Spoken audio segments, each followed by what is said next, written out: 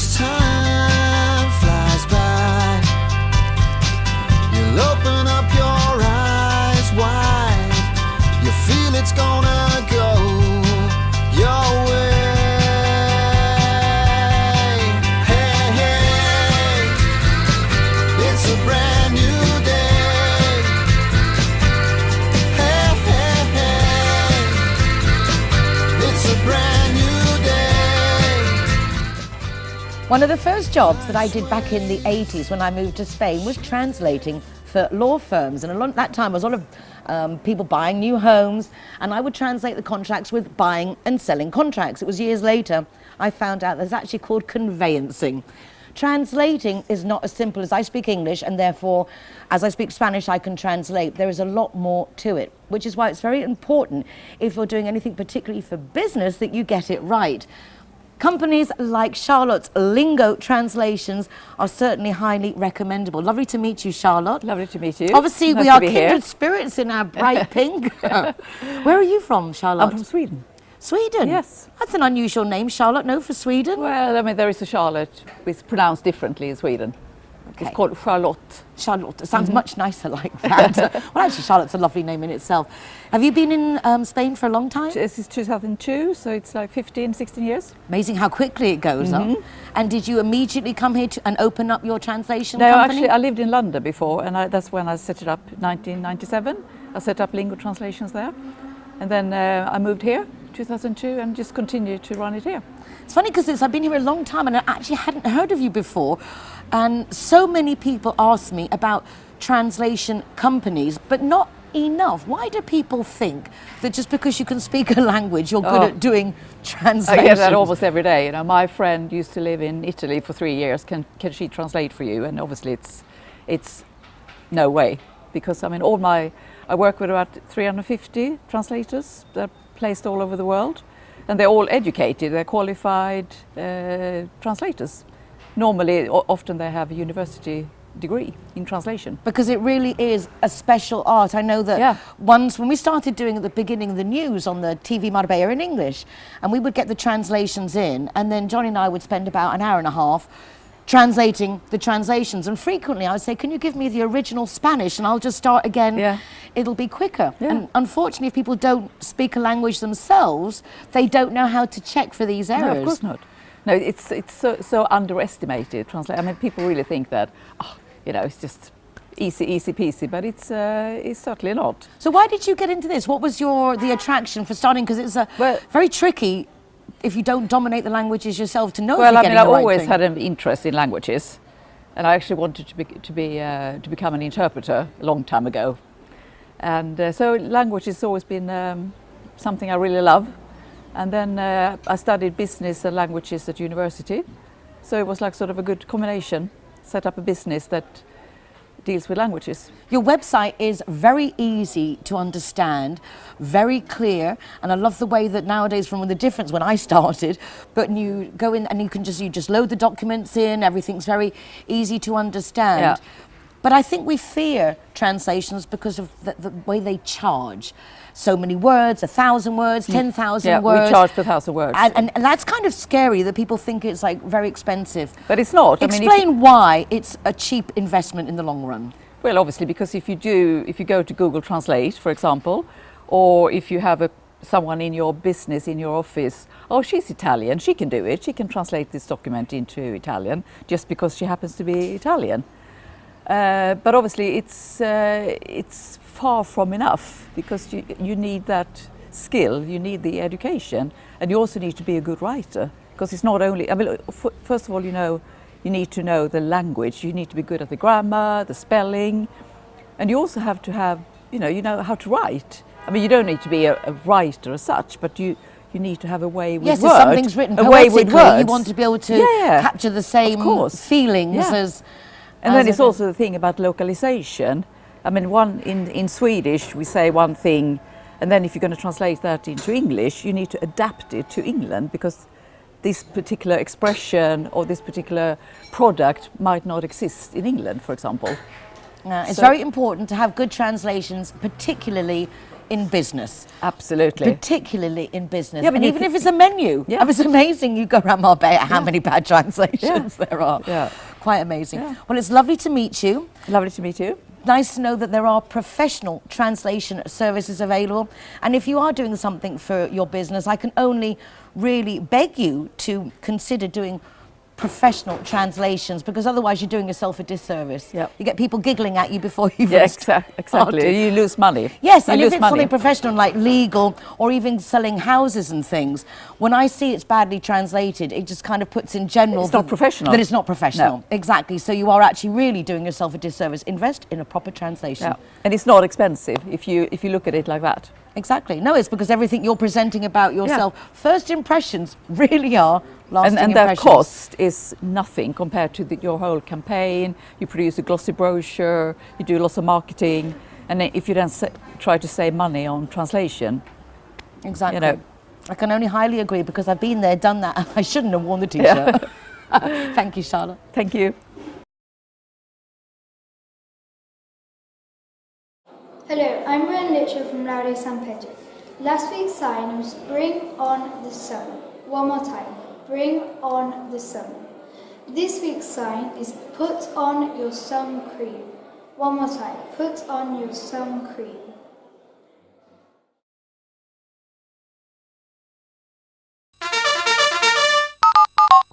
Yeah, I'm here in Marbella, but it says here I'm in La Canada. If you haven't mastered the lingo, don't worry. Linear Director has a free GPS geolocator service that will come and find you. Hey, hey. What an honor to welcome our guest, Jesus González de la Vega. What a name, it's like a Zorro. Jesus González de la Vega. This guy is a sculptor, and amazing, just absolutely mind-blowing, the size, the power of these figures that he creates. Jesús, encantado de conocerle. Igualmente. Muchísimas gracias por venir al programa. Muy bien. We're going to do a Spanglish interview, as Jesus speaks a bit of English, but obviously not enough perhaps to feel comfortable on television. Le tengo que felicitar por sus obras. Espectacular, el tamaño, la fuerza, Sí. the size and force of these sculptors are just amazing. ¿Cómo empezó todo? How did it all begin? Pues empezó todo, pues te digo, desde mi infancia. Desde que era pequeñito ya iba al colegio y siempre estaba liado con la plastilina. Lo del modelado me gustó desde el principio. Y bueno, ha sido una profesión que no la he podido dejar, porque he tenido, no ha sido una profesión, ha sido como una necesidad de vida. Yo he necesitado hacerlo, incluso pues todo lo que en una persona joven influye, como la educación y todo eso siempre lo he dejado muy en segundo lugar. Well, Lo- Jesus is saying that since he was a child, this has been a fascination for him, and he started off like the typical at school with the plastilines and the Play-Dohs, even with breadcrumbs, I understand, making these figures, and it wasn't, as he said, a profession that he's made a career choice. It's been a need. He has had to dedicate his life to this. El nivel de las obras que creas, la grandeza, las dimensiones, eso no es poca cosa. Ya. ¿Cómo se comienza a crear una idea así? I'm just saying the size of Claro. all these works of art are so big, there must be so much to it. Claro, bueno, de primeras la idea siempre está aquí y lo que tú dices, la idea siempre se genera y tú la creas en tamaños que tú puedes controlar, que son pequeños. Pero claro, luego lo que tú hablas, cuando tienes que hacer una pieza pues de 15 metros así, entonces ya necesitas una técnica, y esa técnica es la que a mí siempre me ha interesado. Pues todos los materiales, soldar, los escalamientos de las figuras. What he's saying is that when he makes, first is the idea, but then he makes like a little miniature version of what's going to go on, and then when the work starts of having to scale it and make sure that this is going to turn into this 15-meter work of art, and he loves all the soldering and all the things that are involved with it.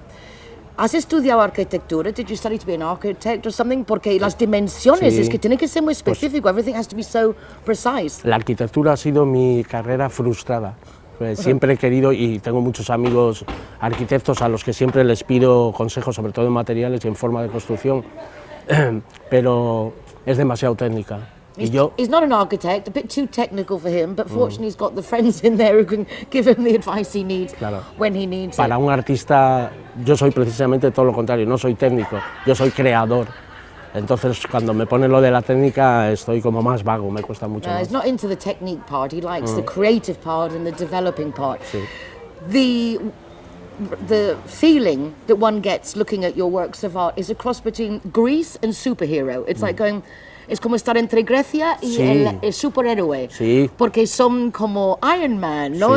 Sí, sí, sí. Es que es como, ¿qué Hombre. vino primero, Iron Man o tus esculturas? No, es Iron Man y cualquier figura Y un dios helénica. griego, Sí, es- cualquier es- figura es- helénica metidas en una batidora y mezclado todo. Put everything into Sí. a mixer. But it's these mixture of these great Greek gods together then with these superhero aspects and wings, but En realidad yo he tenido la influencia de lo clásico, pues yo me considero un humanista, me interesa mucho lo que es el hombre y la forma humana, entonces eso es lo clásico, pero luego también he sido joven y mi pasión por el cómic, por el cine, por Star Wars y todo esto me influye y entonces por eso te digo que es como un mix de todas estas ideas. saying ¿sabes? how he's really very, very classical. But of course, the comics, all those superheroes from when he was a kid, and that's why he said it's like this mixer that puts everything in together with his classic love of sculpting, but at the same time the child, el niño dentro, no? It's Claro, the child sí, within. siempre. Bueno, fíjate que Se nota, ¿eh? Sí. You can feel it. It's definitely the child within. Yo tengo 55 años y cuando voy a los sitios dice que hay un señor, y digo, ¿qué señor? Que un señor que quiere hablar con usted y miro para atrás. He's 55, and when anyone says, hey, Yeah. there's this guy, this man here, and he's like, which man? Sí, yo soy Where's the un... man?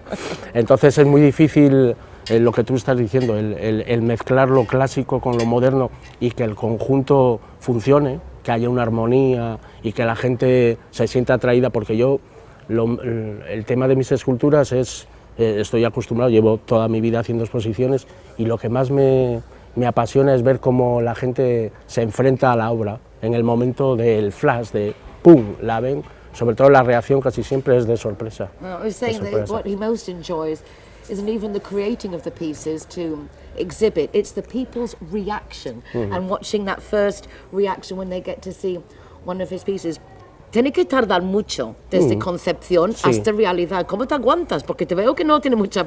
Soy ¿Quieres muy verlo como ya, nervioso, no? sí. I mean, it takes a long time, I'm sure, Sí. from conception to realization. Pues Looks a tengo, little impatient. claro, tengo una técnica que es muy fácil de entender y es que si empiezo con una obra, una idea, que la tengo muy clara y necesito hacerla, lo que intento es relajarme, no acelerarme y genero 2 o 3 ideas más. Y entonces, cuando me aburro de una, voy saltando. Siempre que creo entre 2 o 3 obras para no aburrirme, porque yo soy muy rápido, soy de 50 metros, ¿sabes? No soy de fondo, soy velocista. Entonces, cuando me canso de una, paso a la otra, me relajo y así todo lo voy montando poco a poco. Well, I'm saying that he's not a long distance runner, he's a sprinter, and because he doesn't really have that patience to wait for the objects to go from idea to reality, he starts always 2 or 3 projects at the same time. So when he has to wait for one to go on, he goes on to the next one, and therefore is always keeping busy. It's really fascinating. We were saying that some of these works of art are so worthy of seeing that we should get a little tour bus and do a tour to go around and visit them all. And Juan said he'll drive the bus, que estaba comentando lo que es eso de coger el autobús Sí. para visitando tus obras. Sí, I'm my driver. Exactly. Yeah. Where can we see your works of art? ¿Dónde podemos ver tus obras expuestas? Pues ahora tengo 2 o 3 sitios, pero todavía no lo tengo fijo, entonces también me da como miedo decirlo porque no quiero molestar a... Okay, he's pero got a few places that are going to be coming up, but he doesn't want to tempt fate. Yeah, We're going to leave them sí. till they're more sure. En ese momento volvemos a comentar el tema. Sí. Y Que por cierto aquí tenéis una luz que es algo súper especial porque yo vengo del norte, que es todo lo contrario. Y las esculturas mías tienen parte de resina, con pigmentos, con colores, y las tengo aquí, las hemos traído, y las colocas en cualquier sitio y cuando luz las invade parece que se encienden, es maravilloso. what he's saying is that as Jesus comes from the north, being down here in Marbella and having some of his works here with him, the way the light reflects off them Sí. and the materials they use with them, the pigments that he uses, is just something quite unique. Así que tienes idea de quedarte por aquí, thinking of staying. Te veo muy feliz, he looks quite happy sí, on the coast. esa es mi intención, no quedarme porque yo tengo mis cosas, pero sí venir más asiduamente aquí. Okay, so thanks to Shahid, we have this lovely gentleman with us now. Thank you so much, Shahid, for introducing us to Jesus. And although he's not planning on coming to live, it does look like we will be getting to see him a lot more often. Ha sido un placer, really a pleasure to meet you. Igualmente, And muchas hasta la gracias. próxima. Muy bien, We'll see you gracias. soon. Gracias. Hey, hey. Thank you for joining us this evening. Once again, it's been a pleasure to have you with us. Tomorrow is Thursday. That means you can pick up your free copy of the Euro Weekly News. Great local newspaper, a lot of information, and my column, Marbella Moments, so check that out as well. Also, any recordings you can check out on our website, marbellanowtv.com. Also links to the radio, Mi Marbella, on 107.6 FM, and to the Euro Weekly columns. Take care of yourselves, be nice to each other, y hasta mañana. Volveremos. And it's time.